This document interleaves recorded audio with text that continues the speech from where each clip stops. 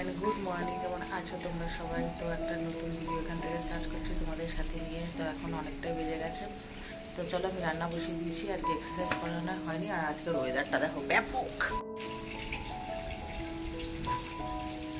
বৃষ্টি হচ্ছে। তো চলো ফ্রাইস খাবো। আর এই যে পনির কেটে নিয়েছি, ঠিক আছে।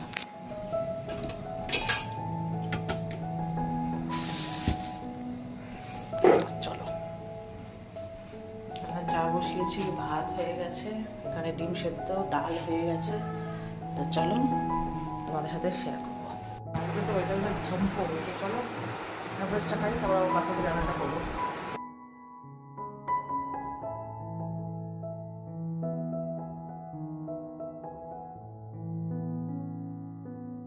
আমি দেখো পাশে রান্না করছি আর গল্প করছি, ঠিক আছে। গল্পটি দেখা হাস।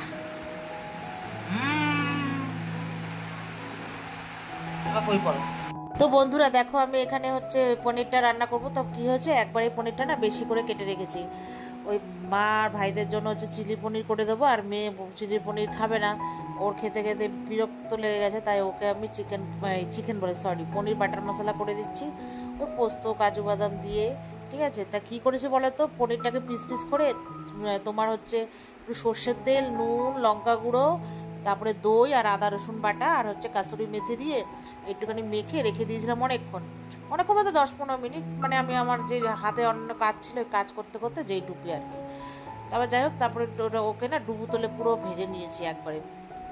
আবার আলাদা করে করবো, তার জন্য একবারে ভেজে ঠেজে তারপরে এই যে এখানে পেঁয়াজ, আদা রসুন, গরম মশলা আর পোস্ত আর হচ্ছে তোমার কাজু বাদামটাকে না অল্প একটু তেল দিয়ে মানে ভেজে নিয়েছি, নিয়ে মিক্সিতে পেস্ট করে দই দিয়েছি সাথে। তারপর হচ্ছে দই দেওয়ার পরে হচ্ছে পেস্টটা ভালো করে স্মুদি করে পেস্ট করে নিয়েছি। নেওয়ার পরে হচ্ছে কড়াইয়ের মধ্যে আবার তেল দিয়ে তখন ওই মশলাটা পুরো ঢেলে দিয়েছি, দিয়ে এবার কষিয়ে নুন, লঙ্কা, মিষ্টি, চিনি, হলুদ দিয়ে, হ্যাঁ তোমার হচ্ছে পুরো একদম শুকিয়ে নিয়েছি, মানে কষিয়ে নিয়েছি। নেওয়ার পরে জল দিয়ে পানিরটা কিছুটা দিয়ে ওই যে করে নিচ্ছি। নেওয়ার সময় হচ্ছে গরম মশলা দেবো।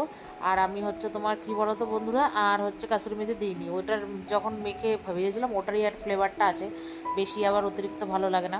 আর আমার মেয়ে পোত পাকামি কবে থেকে মানে দুদিন ধরে হচ্ছে ম্যাগি হচ্ছে মোবাইলে দেখে দেখে ও ম্যাগি করা শিখছে। আমি বলছি হাতটা পুড়লে বুঝবি না, কি দুধ দিয়ে মুখ দিয়ে ম্যাগি করছে, কি আর বলবো। কালকে রাতেও বেলা এরকম ম্যাগি বানিয়ে খেয়েছে, আবার আজকেও। তো যাই হোক বন্ধুরা, ওকে আমি সব ছিঁড়ে টিড়ে দিচ্ছি, ও আর কি চামচি দিয়ে আর কি নাড়ছে। তো যাই হোক, ও এখানে ম্যাগি খাবে আর আমি পরে খাবো। তো দেখা যাক, চলো তোমাদেরকে হলে পরে দেখাচ্ছি। ও ম্যাগিটা কমপ্লিট করুক।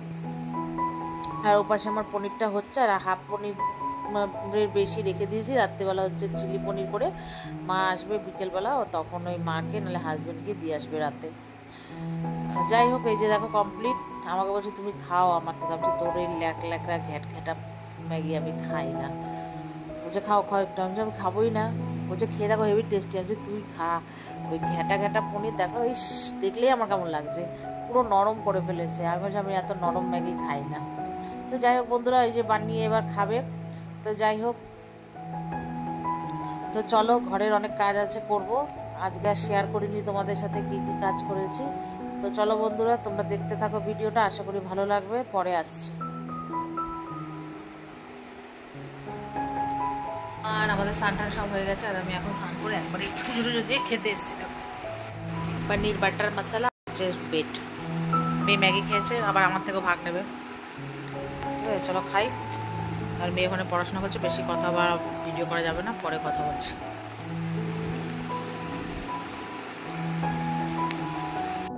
Good evening.